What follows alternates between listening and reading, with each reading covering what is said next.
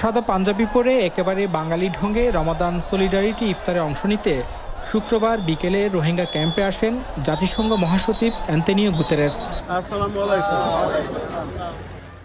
এই সময় তার সাথে ছিলেন বাংলাদেশের অন্তর্বর্তীকালীন সরকারের প্রধান উপদেষ্টা অধ্যাপক মোহাম্মদ ইউনূস।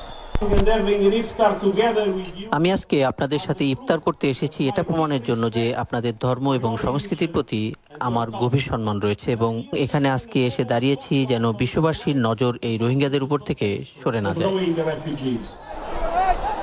মূলত প্রতি বছর জাতিসংঘ মহাসচিব যে কোনো একটি মুসলিম দেশে গিয়ে সলিডারিটি ইফতার করেন, যার মাধ্যমে তিনি মুসলিম ধর্ম এবং বিভিন্ন সংস্কৃতির সাথে তার একাত্মতার জানান দেন।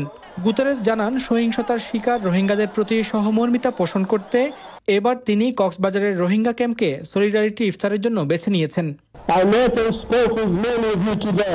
আমি আজকে অনেক রোহিঙ্গাদের সাথে দেখা করেছি, কথা বলেছি।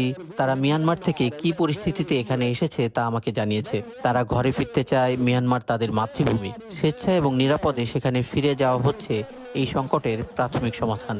কিন্তু মিয়ানমার পরিস্থিতি এখনো ভয়াবহ। রাখাইনেও একই পরিস্থিতি।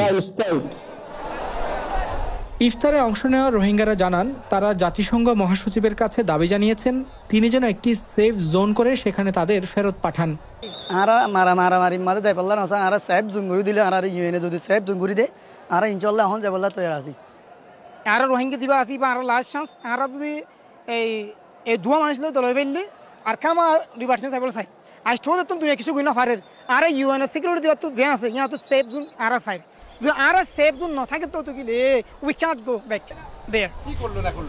এর আগে সকালে রোহিঙ্গা লার্নিং সেন্টার ও রোহিঙ্গা কালচারাল সেন্টার পরিদর্শন করেন জাতিসংঘ মহাসচিব। সেখানে রোহিঙ্গাদের সংস্কৃতি ও জীবনযাপন সম্পর্কে ধারণা নেন।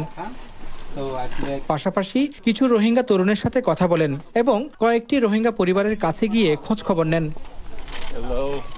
এই সময় আগামী এপ্রিল মাস থেকে রোহিঙ্গাদের খাদ্য রেশনের বাজেট কমিয়ে ফেলার বিষয়টি তুলে ধরা হয়। গুতেরেস জানান, এই বিষয়টি জোরালোভাবে দাতা দেশগুলোর কাছে তুলে ধরবেন তিনি। খাদ্য সহায়তা কমালে লোকজন আরো বেশি ভোগান্তিতে পড়বে, অনেকে মারাও যাবে।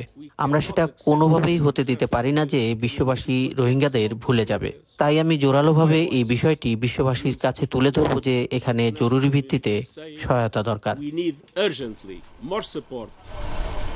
সম্প্রতি ইউএস স্টেট ডিপার্টমেন্ট সহায়তা বন্ধ করে দেওয়ার ঘোষণায় রোহিঙ্গাদের খাদ্য সহায়তা বাজেট $12.5 থেকে কমিয়ে $6 নামিয়ে আনার সিদ্ধান্ত নেওয়া হয়েছে, যা আগামী এপ্রিলের 1 তারিখ থেকে কার্যকর করার কথা রয়েছে।